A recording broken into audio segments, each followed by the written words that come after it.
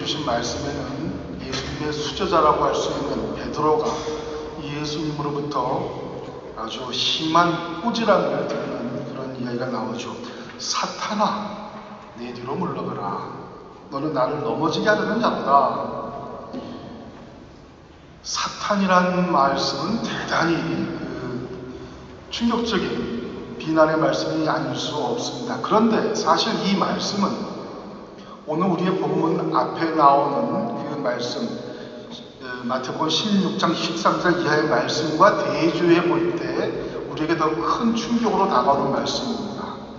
마태복음 16장 13절 이하에 보면 예수님께서 제자들과 함께 가이사랴라고 하는 곳, 빌립보 지방의 가이사랴라고 하는 곳에서 이제 조용한 곳에서 소위 말하는 퇴수회처럼 수련회처럼 시간을 가지시다가 제자들에게 물으시는 장면이 나오는데 무슨 물음이냐면은 사람들이 나를 누구라 하더냐 하고 물으시는 장면이 나옵니다. 그때 제자들이 대답합니다. 더러는 세례자 요한이라고 하고 더러는 엘리야라고 하고 또 어떤 이는 예레미야 같은 선지자 중에 하나라고 합니다.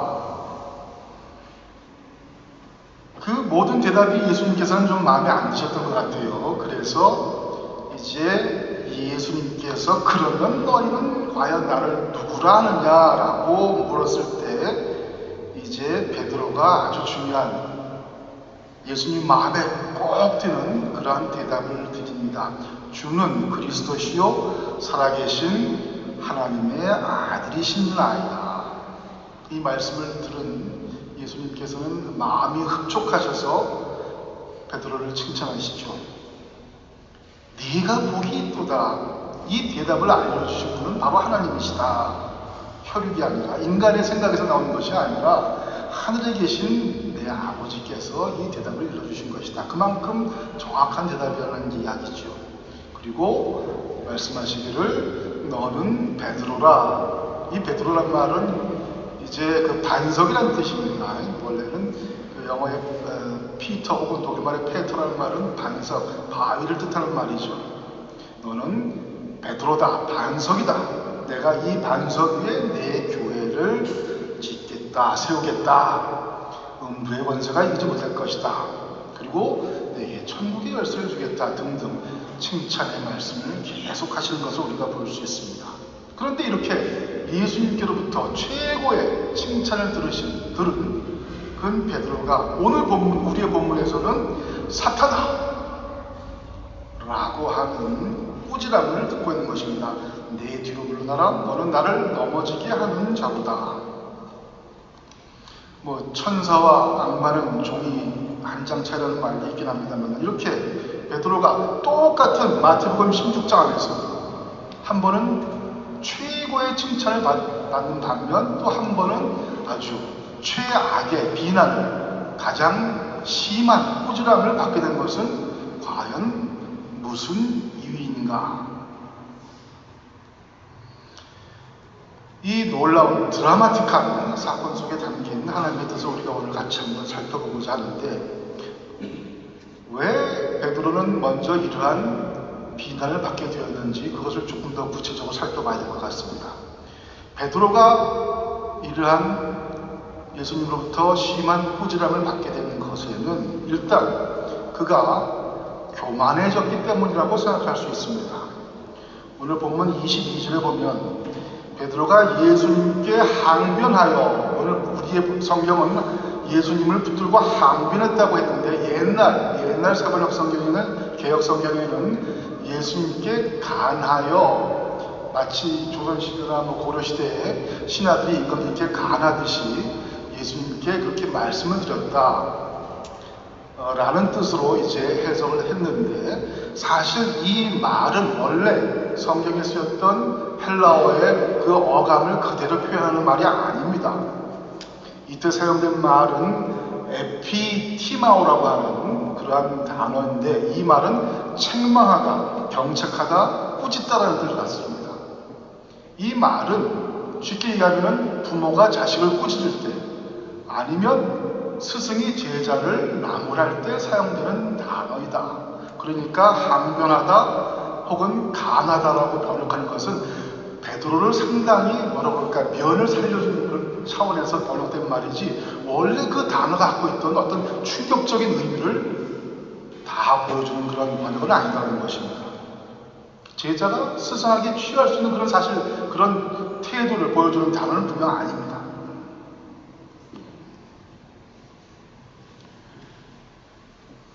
이렇게 베드로는 예수님을 책망한다고 하는 것, 그것은 그 마음속에 결국 베드로의 마음속에 자기가 옛날에 예수님께서 물으신 그 질문에 대해서 정확한 대답을 했고 그래서 예수님으로부터 너는 이제 반석이다.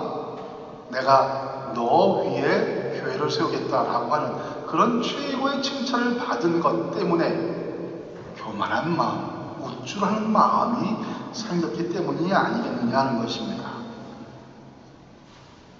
사실 베드로의 마음을 우리가 전혀 이해 못할 바는 아닙니다. 자기가 사랑하는, 존경하는 스승이 고난을 당하신다고 하는데 그것을 기뻐할 사람은 분명 없죠. 그리고 가능하면 그것을 막고 싶었을 것입니다.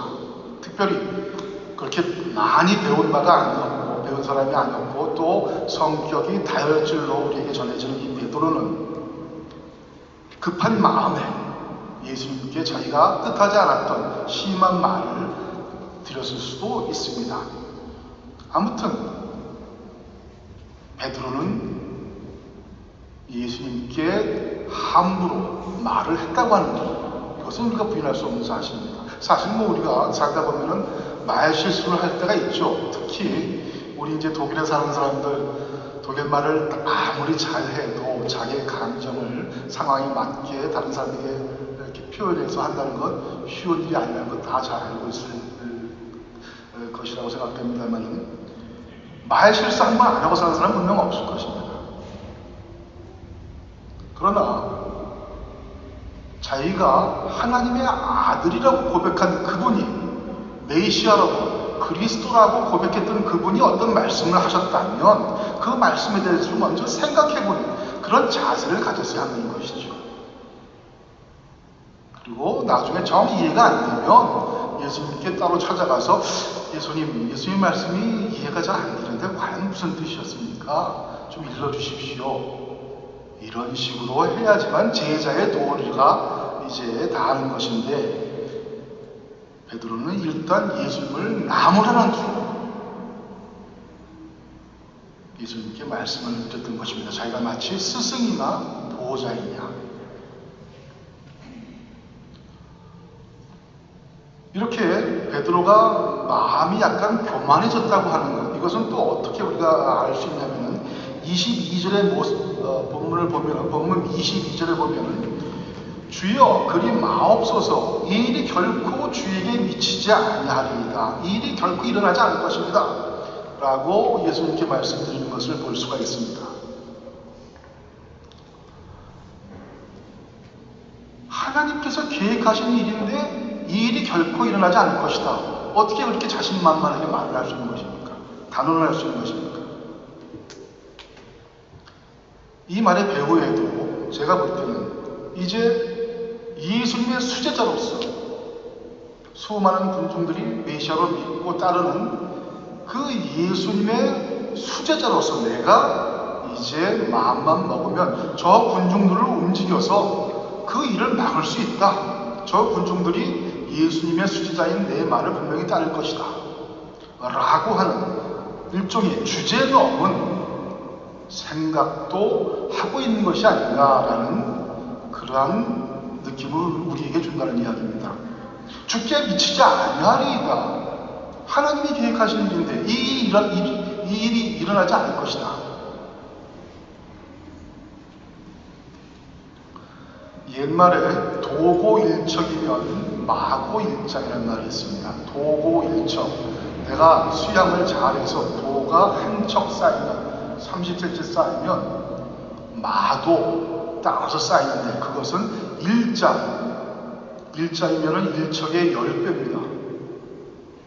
3m가 쌓인다는 얘기죠. 30cm가 3m 비교가 안 되는 그런 길이죠. 우리 기독교 신앙인으로서 이 말씀을 반응해서 표현한다면 내가 신앙이 좀 성장한다. 그때 조심해야 되는 것입니다. 나에게 주어지는 유혹은, 고난은 훨씬 더 클 수 있다고 하는 것이죠. 내가 하나님께 칭찬을 받았다고, 사람들로부터 인정을 받았다고 우쭐대서는 안 된다. 사탄은 그것을 반드시 이루어내는 이야기입니다. 그렇기에 예수님께서는 베드로에게 단호하게 말씀하시는 것이죠. 사탄아, 내 뒤로 물러가라. 너는 나를 넘어지게 하는 자로다. 아무리 베드로가 잘못을 했어도, 말씀을 함부로 했어도, 그래도 이것은 사탄이라고 이렇게 베드로를 부르는 것은 좀 지나친 표현이 아닐까 이런 생각을 할 수도 있는데, 사실 또 이 말씀은 어떻게 보면 예수님은 베드로에게 하신 말씀이 아니라 자기 안에 있는 유혹에게 단호한 거절의 뿌리침을 보여주신 말씀이라고 생각할 수도 있습니다. 우리가 아는 것처럼 예수님은 참 인간으로 오신 분입니다. 그렇기 때문에 유혹을 안 받으신 분이 아니시죠. 유혹을 받았지만 그것을 이겨내신 분입니다. 예수님이라고 해서 왜 고난보다는 영광을 받고 싶지 않겠습니까? 십자가보다는 왕의 호를 주고 싶지 않겠습니까? 우리가 잘 아는 것처럼 예수님께서 십자가상에서 하신 말씀 가운데 엘리 라마 사박단이라는 말이 있죠. 나의 하나님, 나의 하나님, 어찌 나를 버리십니까? 이 말씀에는 결국 인간으로서의 예수님의 욕망이 배어져 있는 그런 말씀이라고, 생명에 대한 애착이 묻어있는 말씀이라고 우리가 볼 수 있는 것이죠. 그런데 오늘 베드로가 주님께 그 일이 미치지 아니하리라 했을 때 단호하게 베드로를 나무라시면서 예수님은 당신 안에 있는 유혹도 뿌리를 완전히 뽑아내기를 원하셨던 것이다.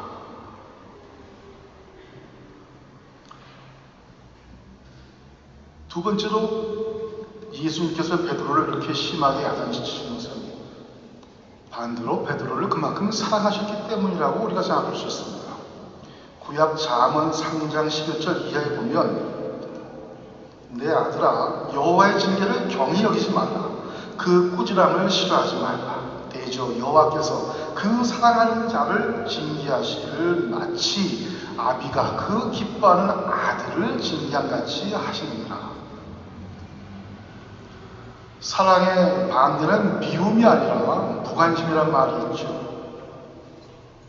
요즘 젊은이들이 흔히 하는 표현에 따르자면 무풀보다는 악플이 낫다고 그러나요? 네. 악플은 그래도 관심이 있기 때문에 악플이라도 단다는 이야기죠. 아예 관심이 없으면 댓글을 달지 않는다. 하나님께서 우리를 야단치시는 것은, 또 부모가 우리를 야단치는 것은, 스승이 제자를 야단치는 것은 그만큼 제자를 사랑하고 자식을 사랑하고 당신의 자녀된 우리 인간을 사랑하시기 때문에 야단을 치시는 것이다. 당신의 사랑하는 자녀가 잘못된 길을 가기를 원하지 않기 때문에 어떻게든 야단을 쳐서라도 그 길을 옳은 일로 돌려보려고 싶으셔서 하나님께서, 스승이, 부모가 우리를 야단치시는 것이다. 우리는 이렇게 이해하는 것이죠. 이해해야만 하는 것이죠. 이러한 관점에서 볼 때 베드로를 심하게 야단치신 것은 그만큼 베드로를 사랑하셨기 때문이다. 오늘 이러한 관점에서 우리가 오늘 본문을 볼 때 중요하게 그 의미를 꼭 기억해야 될 단어가 앞에 나왔던 에피티마우라는 단어하고 또 한 가지가 스칸달로라는 말입니다. 예수님께서 베드로를 이제 나무라시면서 하신 말씀 가운데 내 뒤로 물러서라라는 말씀, 그리고 너는 나를 넘어지게 하는 자로다라고 하는 말씀, 이 두 가지 표현, 먼저 내 뒤로 물러가라는 말씀은 누군가가 길을 가려고 할 때 다른 사람이 그 앞에서 얼쩡거리면 길을 제대로 갈 수 있습니까? 그럴 수 없죠. 예수님께서 가셔야 될 길을, 가시고자 하는 길을 베드로가 지금 막고 있다는 이야기입니다. 그뿐만 아니라 사람이 이렇게 길을 가다 보면 다른 사람 때문에 걸려서 넘어질 수가 있죠. 길을 가다가 앞 사람이 방해가 돼서. 마찬가지로 지금 베드로가 예수님을 걸려 넘어지게 하고 있다라는 것입니다. 특별히 이 걸려 넘어진다는 말은 너는 지금 나를 걸려 넘어지게 하는 사람이다라고 하는 말씀, 그 말씀을 히라보 성경은 한마디로 너는 나의 스칸달론이다 이렇게 표현하고 계십니다. 이 스칸달론이라는 말에 우리가 흔히 자주 쓰기도 하고 접하기도 하는 스캔들이라는 말이 그 속에 들어있는데, 이 스캔들이라는 말은 흔히 뭐 정치인이나 연예인이 어떤 좋지 못한 추문을 불러일으키는 것, 이것을 스캔들이라고 생각하지만 사실 스캔들이라는 말의 원뜻은 걸려 넘어지게 하는 것이다.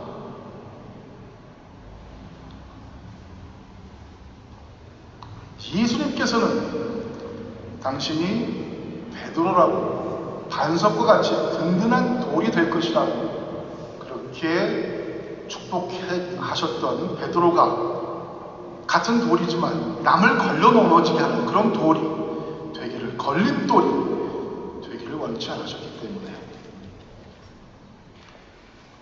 이왕이면 걸림돌이 아니라 그 위에 교회가 든든히 설 수 있는 반석이 되기를 원하셨기 때문에 이렇게 베드로를 심하게 꾸짖고 계시다는 것 우리가 이해할 수 있을 것 같습니다.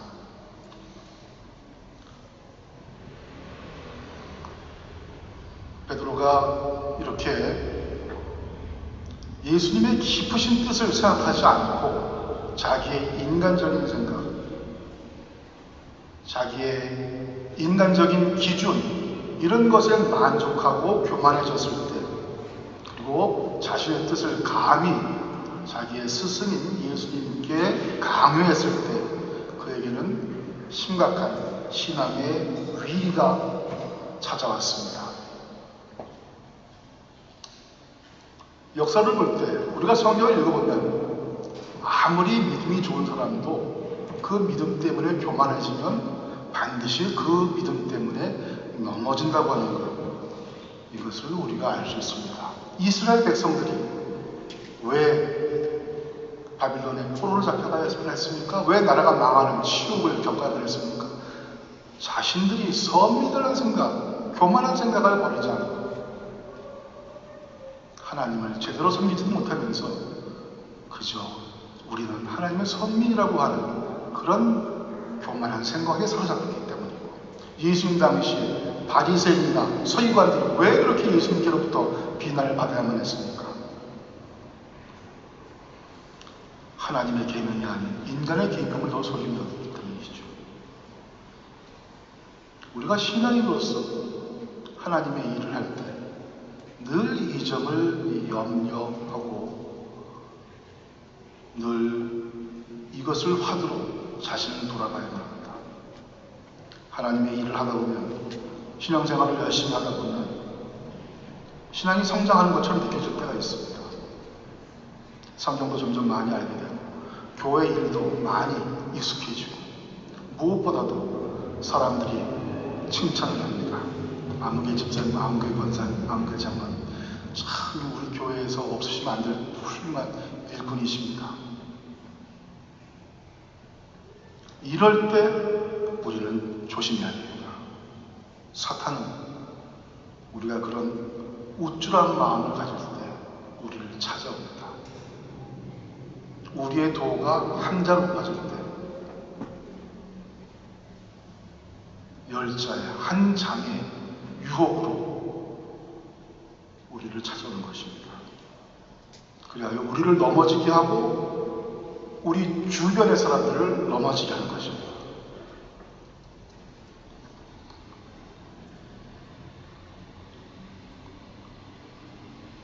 과연 그러면 어떻게 우리가 그럴 때 그 신앙의 위기를 극복할 수 있습니까? 오늘의 본문에 그 답이 남아있다고 생각합니다.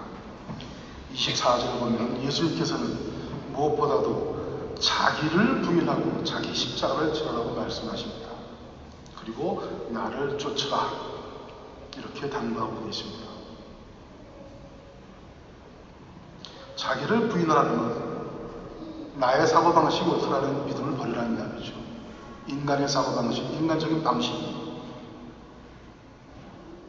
교회에서는 통하지 않는 때가 많다고 하는 것, 이것을 인정하라는 이야기입니다. 하나님의 뜻은 우리와 다를 수 있다고 하는 것, 그것을 깨달으라는 말씀입니다.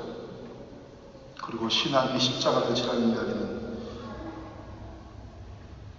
자기의 십자가를 지라는 이야기는 신앙생활이 늘 평탄한 길, 요즘 인사말 중에 우리 젊은 분들만 쓰는 인사말, 꽃길만 걸으십시오 뭐 이런 어떤 그런 이야기를 인사말처럼 많이 하는데, 신앙이 결코 꽃길만 있을 수 없다는 이야기죠.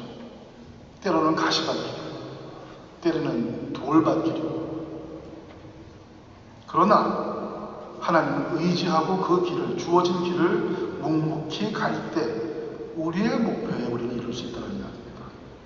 그리고 마지막으로 중요한 것은 나를 쫓을 것입니다.